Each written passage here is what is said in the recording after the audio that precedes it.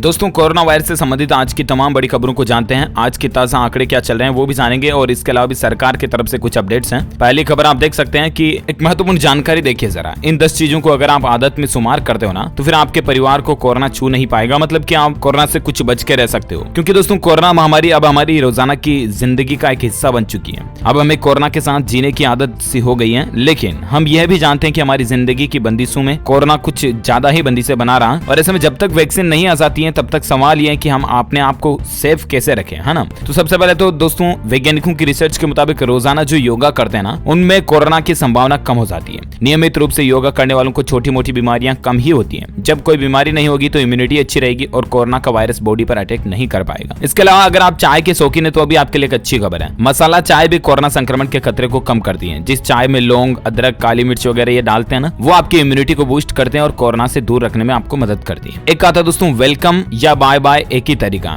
मतलब हाथ जोड़कर नमस्ते करने से कोरोना संक्रमण फैलने की संभावना कम होती है। उसके बजाय कि आप हाथ मिलाकर किसी का स्वागत करते हो वो ना करें आप। आजकल कोरोना तो सोशल डिस्टेंसिंग जरूरी है, तो छुआछुई ना करें और हाथ जोड़कर दूर से ही आप उन्हें सलाम कर सकते हैं, नमस्कार कर सकते हैं ना। इसके अलावा अपने हाथों को चेहरे से आप दूर रखें। बार बार अगर आपकी आदत है हाथों को होठों के पास ले जाने की या मुंह पर, आंखों पर लगाने की, तो इस आदत को खत्म करें, क्योंकि इससे भी वायरस का संक्रमण आपके शरीर में प्रवेश करने का खतरा ज्यादा हो जाता है। और आता है गर्म पानी भी। दोस्तों गर्म पानी का सेवन करने से बॉडी के अंदर का टेम्परेचर बढ़ा हुआ रहता है और इसलिए वायरस अगर बॉडी में आता भी है तो चांस है कि वह जल्दी ही कमजोर पड़ जाएगा। इसलिए सर्दियों का मौसम भी है अभी, तो आप गर्म पानी आराम से पिए, कोई दिक्कत नहीं, गुनगुना पानी है ना। और इसके अलावा गिलोय खाने की आदत डालें आप। गिलोय एक आयुर्वेदिक औषधि है जो लंबे समय तक गिलोय का सेवन करने से आपकी इम्यूनिटी अच्छी रहती है। ऐसे में वायरस आपके शरीर पर अटैक नहीं कर पाएगा, है ना। तो गिलोय का सेवन करने की भी आदत डालें। इन चीजों को आप आदत में शुमार करें। एक आता है दोस्तों कोहनी का प्रयोग करें। दरअसल ऑफिस या किसी भी पब्लिक प्लेस पर दरवाजा खोलने या बंद करने के लिए हाथों के बजाय आप कोहनी का प्रयोग करें। ये दिखने में इतना सिंपल लगता है लेकिन बहुत ही महत्वपूर्ण टिप है जिससे आप संक्रमण से बच सकते हैं। आपके हाथों का इस्तेमाल ना करें ताकि वायरस आपके हाथों पर नहीं आए, है ना। एक टिप आता है कि आप हमेशा साफ क्लीन साफ सुथरे नहा धोकर अच्छे रहें। अगर आप भी दिन भर साफ रहना पसंद करते हैं तो ये आपके लिए अच्छी बात है। आपके आसपास अपनी जगहों को भी साफ सुथरी रखें, इससे दोस्तों वायरस आपको छू भी नहीं पाएगा। और इसके अलावा मुंह को तो बंद रखना ही आपको। धूप से बचने के लिए अक्सर हम चेहरे को कपड़े या रुमाल, स्टोल वगैरह से बांध लेते हैं। ऐसा करने वाले लोग कोरोना से आराम से सुरक्षित रह सकते हैं, इसलिए चेहरे को ढकने के लिए मास्क पहनना भी बेहद जरूरी है। और एक आता है कि ज्यादा फ्रेंडली ना बने। अभी कोरोना काल चल रहा है, ऐसे में आप ज्यादा अपने दोस्तों के साथ घुल मिल करके पार्टी हल्ला वगैरह ना करें, क्योंकि आजकल आपको पता होगा मसला है क्या चल रहा है। दूर ही खड़े होकर ज्यादा रहें और आइसोलेटेड टाइप में ज्यादा रहें तो ज्यादा बेहतर होगा, है ना। तो दोस्तों ये कुछ 10 इंपोर्टेंट टिप्स हैं जिनसे आप कोरोना से बच के रह सकते हैं। और आइए अब नजर डालते हैं कोरोना वायरस से संबंधित कुछ बड़ी खबरों में। एक तो अपडेट देख सकते हैं कि कोरोना की स्थिति पर चर्चा के लिए पीएम मोदी ने आज सर्वदलीय बैठक बुलाई है, जिसमें कई सारे नेता भी शामिल हुए हैं। और इस बैठक में दोस्तों सरकार ने कोरोना का प्लान भी तैयार कर लिया। आखिर कब किसको वायरस की वैक्सीन पहले दिखाने की तैयारियां हो रही। तो दरअसल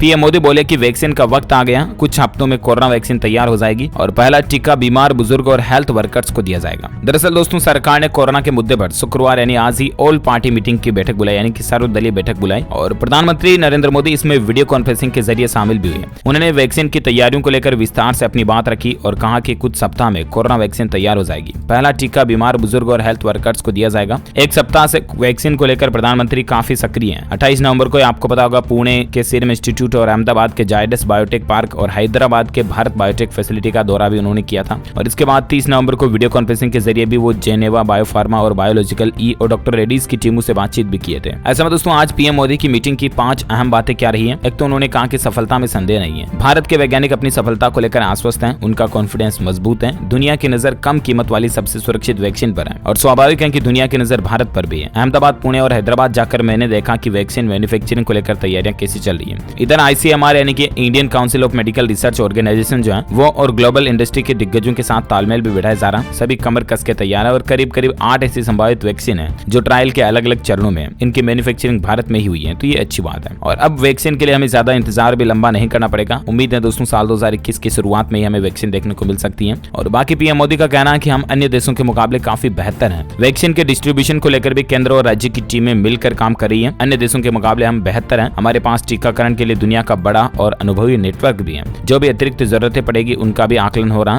कोल्ड चेन को मजबूत करने के लिए प्रयास जारी है और भारत ने विशेष सॉफ्टवेयर भी बनाया है जिसमें कोरोना वैक्सीन के लाभार्थी वैक्सीन से जुड़ी रियल टाइम की जानकारी भी हासिल कर पाएंगे। तो ये सरकार की तैयारियां चल रही हैं और वैक्सीन की कीमत पर फैसला अभी बाकी है। और इसके अलावा गवर्नमेंट का कहना दोस्तों की अफवाहों से आप बचें। जी हाँ, पीएम मोदी ने साथ ही ये भी कहा कि हमने सिर्फ अपने नागरिकों की ही फिक्र नहीं की बल्कि अन्य देशों की मदद करने का काम भी किया। फरवरी मार्च की आशंकाओं के भरे माहौल को लेकर आज दिसंबर के विश्वास और उम्मीदों के वातावरण के बीच भारत ने लंबी यात्रा तय की है। अब जब वैक्सीन के मुहाने पर खड़े हैं तो वही जन भागीदारी सहयोग आगे भी बहुत जरूरी है। आप सभी अनुभवी साथियों के सुझाव भी समय समय पर इसमें भूमिका निभाएंगे। जब इतना बड़ा टीकाकरण अभियान चलता है तो अनेक अफवाहें भी समाज में फैलाई जाती है। ये जनहित और राष्ट्रहित के विरुद्ध है। सभी दलों का दायित्व है कि देश के नागरिकों को जागरूक करें और अफवाहों से बचाएं। तो ये कुछ आज बैठक में चर्चाएं और बातचीतें हुई। वहीं दोस्तों भारत में आज के ताजा कोरोना के आंकड़ों की अगर बात करें ना तो भारत में कोरोना वायरस के लगातार 5वें दिन 40,000 से कम मामले देखे गए। अभी 4 लाख संक्रमितों का इलाज जारी है। एग्जैक्ट डेटा आप देख सकते हैं कितना चल रहा है। तो दोस्तों भारत में कुल केस जो है संक्रमित के वो 95,71,000 हो चुके हैं। आज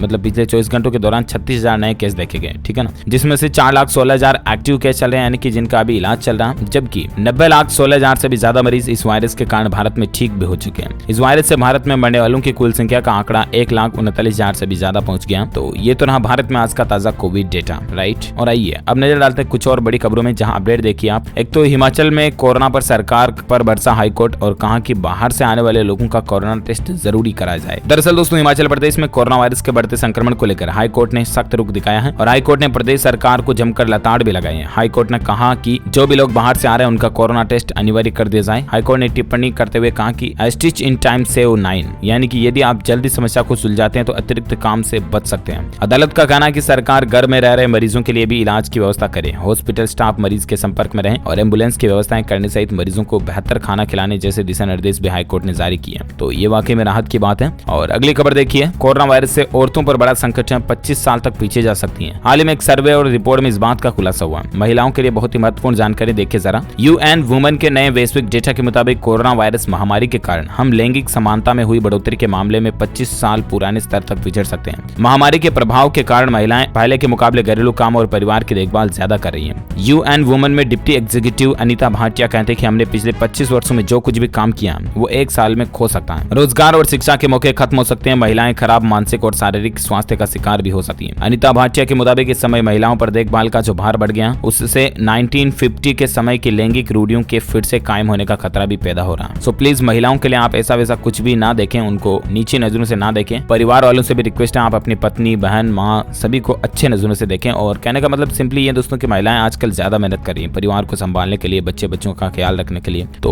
उनका साथ दें, उनको मानसिक और भौतिक रूप से सपोर्ट करें उनको। चलिए बात करें अगली खबर में जहां अपडेट देखिए, वैक्सीन का डर दूर करेंगे 3 पूर्व प्रेसिडेंट। बुश, क्लिंटन और ओबामा का लाइव वैक्सीनेशन होगा। बाइडेन और कमला हैरिस भी तैयार हो चुके हैं। देखिए जरा, ब्रिटेन में कोरोना वैक्सीन की मंजूरी दी जा चुकी है और अमेरिका में भी जल्द इसे फूड एंड ड्रग एडमिनिस्ट्रेशन यानी कि FDA का अप्रूवल मिल सकता है। और उसके बाद अमेरिका के 3 पूर्व प्रेसिडेंट्स ने फैसला लिया कि वे टीवी पर लाइव इवेंट में वैक्सीन लगा सकते हैं। इस कवायद का मकसद ये होगा कि लोगों में वैक्सीन को लेकर आशंकाओं और डर को दूर किया जाए। दूसरी तरफ प्रेसिडेंट इलेक्ट जो बाइडेन और वाइस प्रेसिडेंट इलेक्ट कमला हैरिस ने भी साफ कर दिया कि वे जैसे ही वैक्सीन को अप्रूव मिलेगी उसे जरूर लगवाएंगे। खास बात है दोस्तों कि इस मामले में अब तक राष्ट्रपति डोनाल्ड ट्रंप जरूर कुछ नहीं बोले हैं। बाकी अमेरिका के जो कई सारे पूर्व प्रेसिडेंट्स हैं वो भी वैक्सीन लगाने को तैयार हैं। तो ये अच्छी बात है, इससे लोगों में कुल मिलाकर के एक डर खत्म होता है कि कहीं वैक्सीन लगाने से कुछ गड़बड़ नहीं हो जाए वगैरह वगैरह, है ना। अगली खबर देखिए, 2021 की पहली तिमाही में ही कोरोना वैक्सीन की 10 करोड़ से ज्यादा खुराक मुहैया कराने की उम्मीद नजर आ रही है। ये कहना मॉडर्ना का। दरअसल पिछले कई महीनों से दुनिया में कोरोना वायरस ने हाहाकार मचा रखा और कोरोना वायरस से संक्रमित होकर दुनिया में अब तक लाखों लोग अपनी जान भी गंवा चुके हैं। वहीं दुनिया में कई कंपनियां लगातार वैक्सीन बनाने के विकसित करने में जुटी हैं, तो वहीं कई कंपनियां कोरोना वैक्सीन का निर्माण कर भी चुकी हैं। इसी बीच दोस्तों दवा निर्माता कंपनी मॉडर्ना का कहना है कि अगले साल की शुरुआत में उसे 10 करोड़ कोरोना वैक्सीन उपलब्ध होने की उम्मीद है।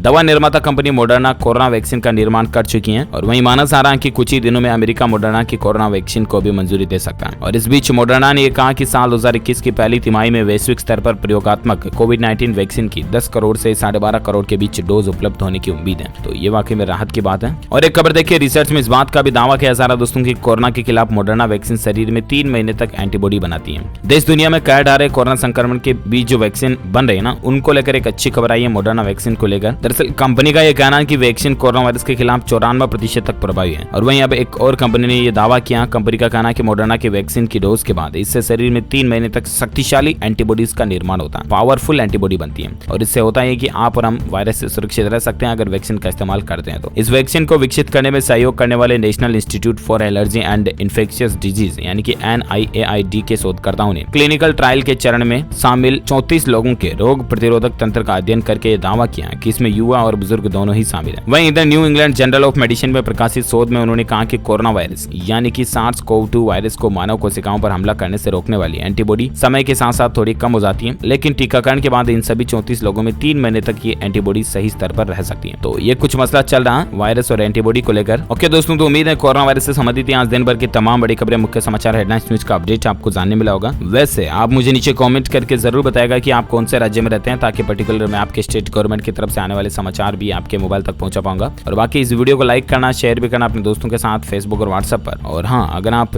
DLS न्यूज चैनल पर पहली बार आए हैं ना, तो दोस्तों फिर चैनल को सब्सक्राइब करके बेल आइकन जरूर दबा देना, ताकि आपको रोजाना के ताजा अपडेट्स तुरंत आपके मोबाइल पर मिलते रहेंगे। Thank you, take care, goodbye, जय हिंद, जय भारत, वंदे मातरम।